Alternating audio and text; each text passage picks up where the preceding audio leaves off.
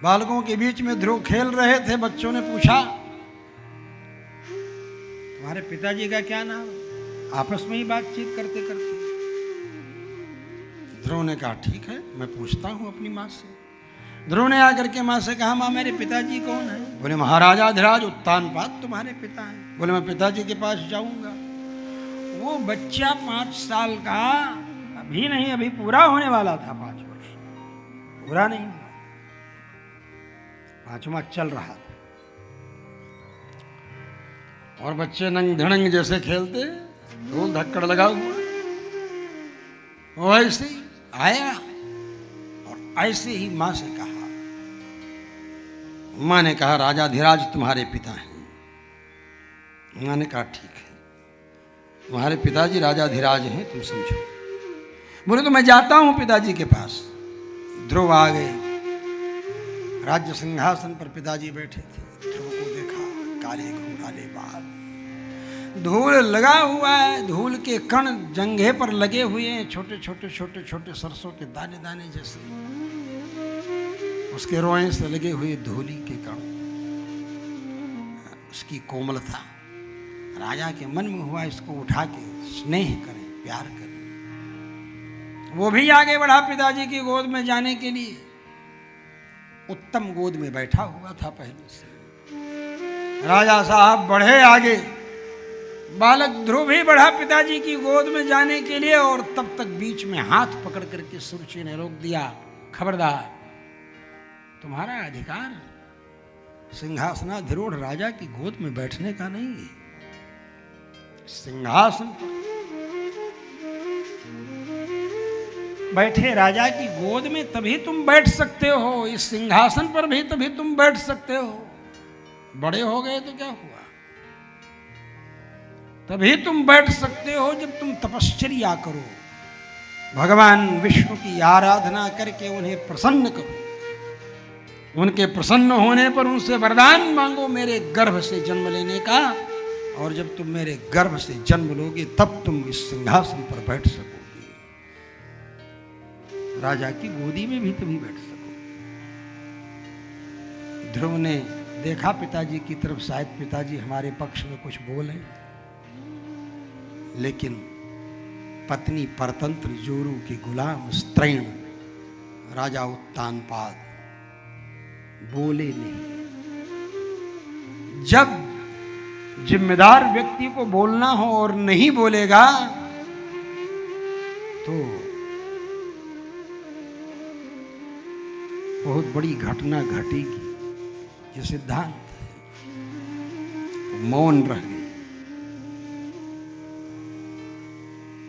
सुरुचि के वचन को सुन करके ध्रुव जी के कष्ट तो बढ़ गए। मन में कष्ट तो बहुत हुआ मन में, लेकिन सोचा क्या यहां बोलना है। लंबी लंबी सांसें लेते हुए चल दिया वहां से। मातु सपत्न्या सदुरुक्ति विद्धा श्वसन रुषा दंडहतो यथा ही। डंडे से जैसे सर्प को मार दिया जाए, फुफकारने लगे सर्प, लंबी लंबी सांस लेने लगे, ऐसे ध्रुव लंबी लंबी सांसें लेते हुए आया।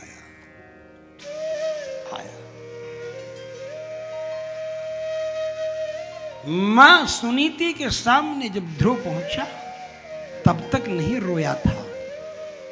जब मां ने पूछा, बेटा तुम उदास, क्या हुआ? क्या तुम्हारा किसी ने अपमान किया? तब ध्रुव का बांध फूट गया, रोने लगा। रोते हुए कहा, मां, छोटी मां ने पिताजी की गोद में बैठते समय मेरा हाथ पकड़ के झटक दिया और कह दिया कि जाकर विष्णु भगवान की तपस्या करके वरदान मांग कर मेरे गर्भ से जन्म ले, तब इस सिंहासन पर राजा की गोद में बैठने का अधिकारी होगा। बालक ध्रुव की इस बात को को सुन करके सुनीति ने अपने हृदय को पत्थर बनाया। विचार किया कि अगर मैं भी अधीर हो जाऊं तो इस बच्चे को संभालेगा कौन? तो बालक है। सुनीति ने कहा, बेटा बुरा मत मानो, मां ने ठीक कहा, छोटी मां ने बहुत अच्छी बात कही तुमको। बोले, क्या कहती हो मां? उसने हमको झटक दिया हाथ पकड़ करके, कहा कि तुम बैठने के अधिकारी नहीं हो, आप कहती अच्छी बात नहीं। बोले, ये नहीं, जो उन्होंने कहा कि भगवान की आराधना करो, विष्णु भगवान की पूजा करो, ये बहुत अच्छी बात कही। बेटा, नान्यम ततः पद्म पलाशलोचनात् दुःखच्छिदं ते मृगयामि कंचन। तुम्हारे दुख का छेदन करने वाला मैं पद्म पलाशलोचनात्, कमल की पंखुड़ियों की तरह सुंदर नुकीले कटाक्ष युक्त नेत्र वाले भगवान विष्णु कमल नयन के अतिरिक्त नवकंज लोचन कंज मुख कर कंज पद कंजारुणम, उन भगवान कमल नयन अरुण नयन के अलावा और तुम्हारे दुख को दूर करने वाला मैं किसी को नहीं देख रही हूं। बेटा ठीक कहा, तुम तपस्या। ध्रुव के मन में निश्चय हो गया कि छोटी मां ने तो कहा ही तपस्या करने को, मेरी मां भी कह रही तपस्या करने को, तो ठीक है मैं तपस्या करूं। ध्रुव ने कहा, मां मैं तपस्या करूं। बोले, ठीक है बेटा जाओ। अपने हृदय पर पत्थर रख करके उस सुकोमल सुकुमार बालक को सुनीति ने भेज दिया।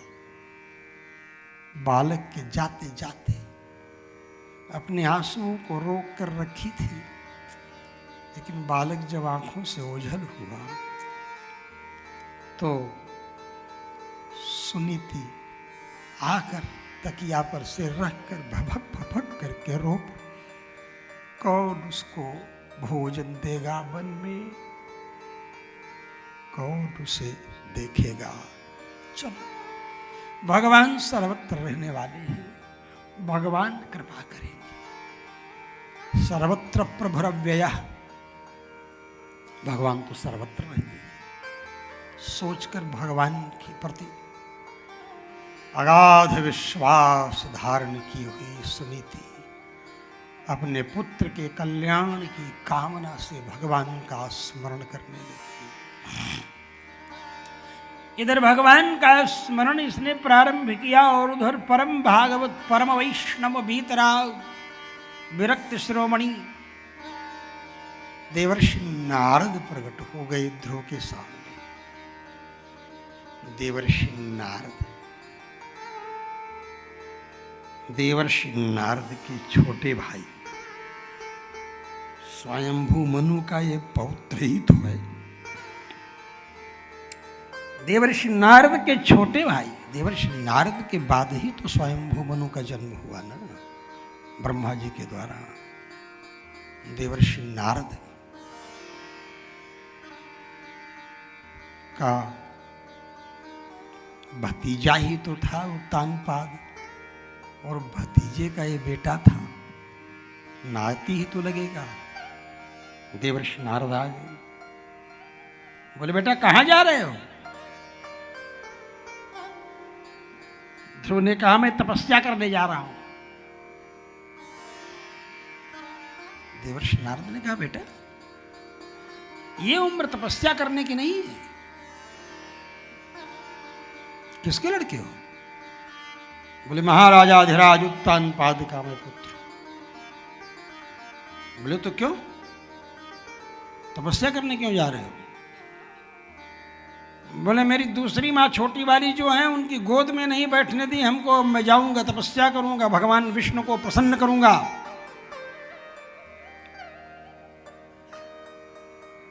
बोले अच्छा, तुमको बैठने नहीं दिया? अच्छा चलो मैं उनके सिर पर तुमको बैठा देता हूं, चलो।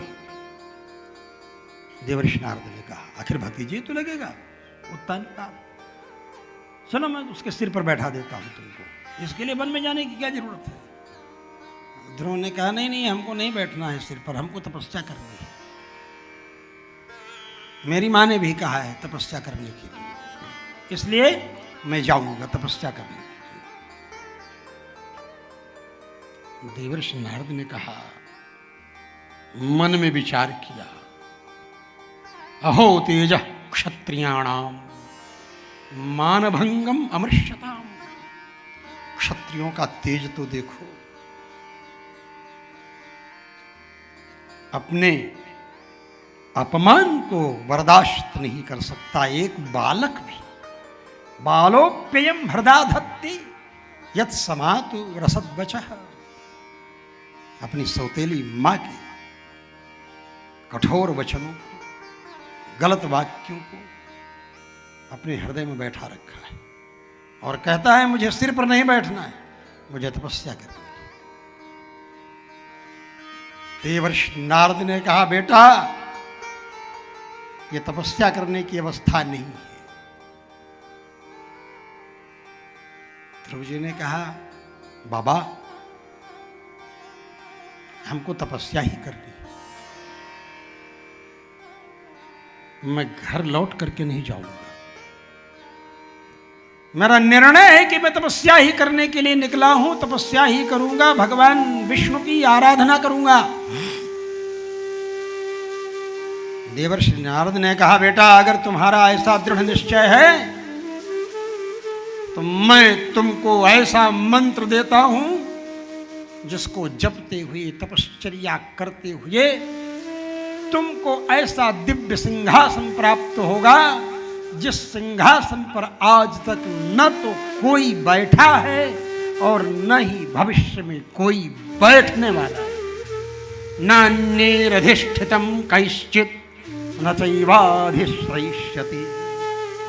न तो कोई बैठा है अभी तक और न कोई बैठ सकता है, ऐसा दिव्य सिंहासन में तुमको प्राप्त कराने वाला मंत्र देता हूं जिस पर विश्व का कोई भी साधक न तो आज तक बैठ सका है और न भविष्य में बैठ पाएगा।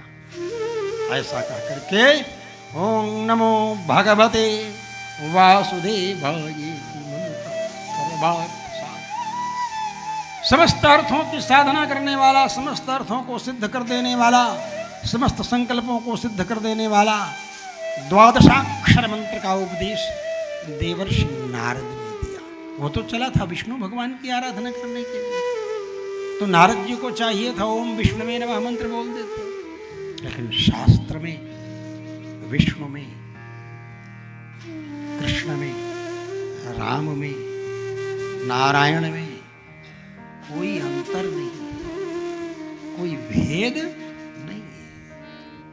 ये भेद बुद्धि कह करके नारायण को बड़ा, राम जी को छोटा, राम जी को बड़ा, नारायण को छोटा, इस तरह कह करके लोग अपनी अल्प बुद्धि का परिचय देते। भगवान का द्वादशाक्षर मंत्र दिया और मधुबन में आकर के उन्होंने तपश्चर्या प्रारंभ की। पहले महीने में 3 रात्रि में कपित्थ और बेर खा करके समय बिताया। त्रिरात्रांते कपित्थ बदरासन। कपित्थ और बेर का फल और कपित्थ माने कैथा, कैथ जानते हैं ना? 3 रात पर। दूसरे महीने में 6 रात बीत जाने के बाद पत्ता खाकर, जल पी के। तीसरे महीने में 12 ऐसे 6 9 12 3, 6, 9, 12 ऐसा। तो 9 दिन बाद बीत जाने के बाद केवल जल पी लो। चौथे महीने में 12 दिन बीत जाने के बाद वायु पी करके 5वें महीने में वायु को भी रोक लिया। जितश्वासो जितश्वासा, वायु को ही रोक लिया। और जब वायु को भी रोक लिया तो वायुर्व्यापनशीला, वायु तो व्यापक है। और जब वायु को नियंत्रित कर लिया तो सारे ब्रह्मांड की सांस लेने की शक्ति कम हो गई, दम घुटने लगा। सब परेशान हो गए, ब्रह्मादि के देवता परेशान हो गए, ऋषि महर्षि गण परेशान हो गए, कुछ कर नहीं सकते, दम घुट रहा है। भगवान के पास भगवान ने कहा कोई बात नहीं, चिंता मत करो, मैं जा रहा हूं।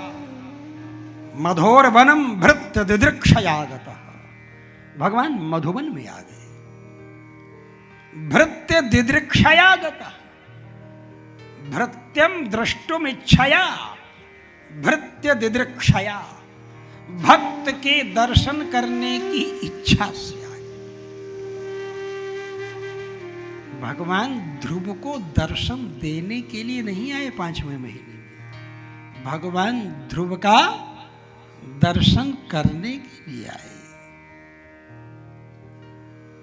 ध्रुव को तो दर्शन दे ही रहे थे हृदय में, ध्रुव तो अपने हृदय में भगवान का दिव्य सौंदर्य दर्शन कर ही रहे थे।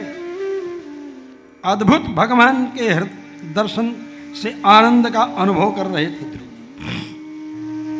गदगद थे, क्या पूछना है। और अंतःकरण में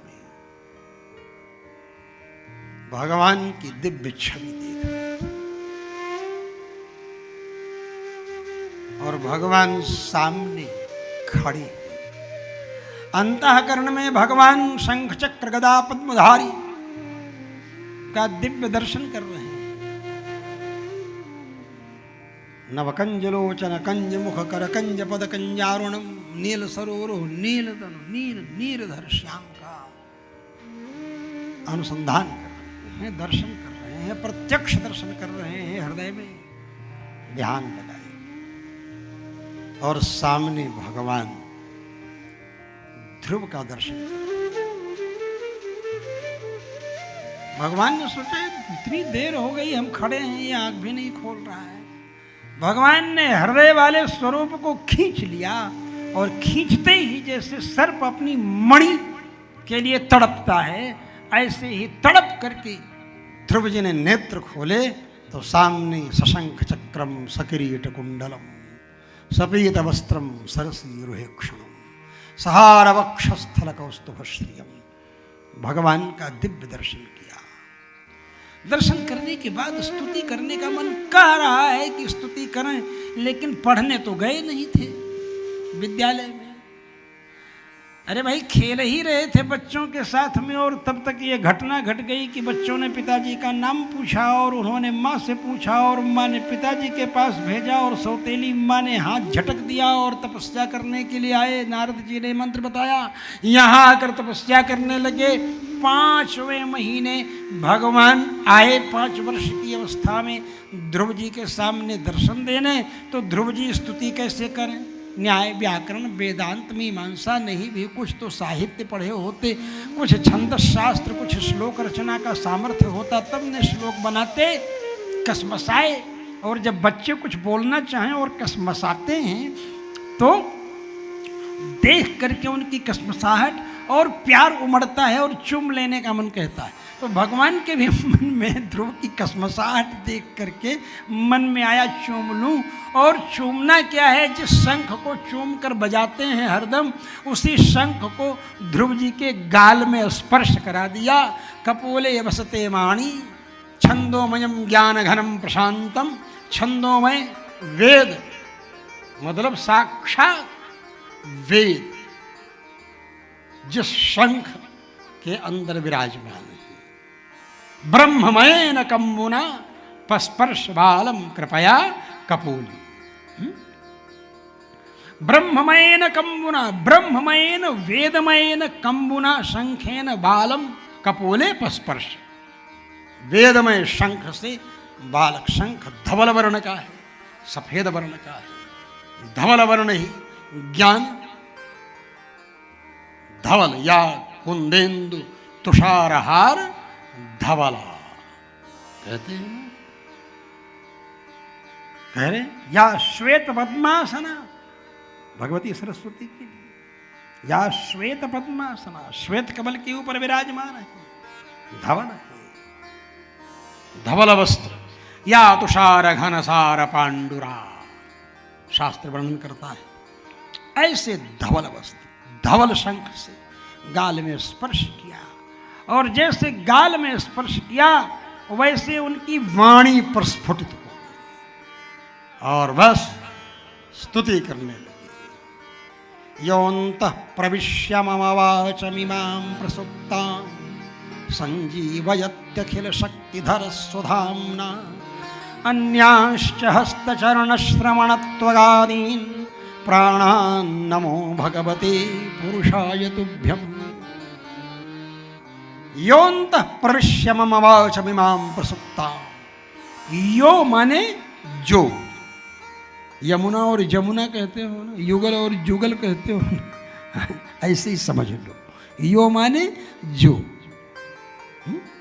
यो माने जो, जो अंतः माने अंतःकरण में, प्रविश्य माने प्रवेश करके, घुस करके, मम माने मेरी, वाचम माने वाणी को, इमाम माने इसको, किसको, मेरी वाणी को, प्रसुप्ताम जो एक तरह से मरी हुई थी, शब्द भी नहीं निकल रहा था मेरे मुंह से, योग्यता थी नहीं, मरी हुई वाणी मेरी जीवंत करने वाले।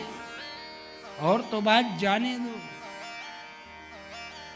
मेरी वाणी को ही जीवंत नहीं किया, अपितु अन्याश्च हस्त चरण श्रवण त्वगादीन, अन्य हाथ है, पैर है, कान है, मेरी त्वगिंद्रिय माने ये कभर जो है इस शरीर का, ये कभर है ना, इसको भी बढ़ाया।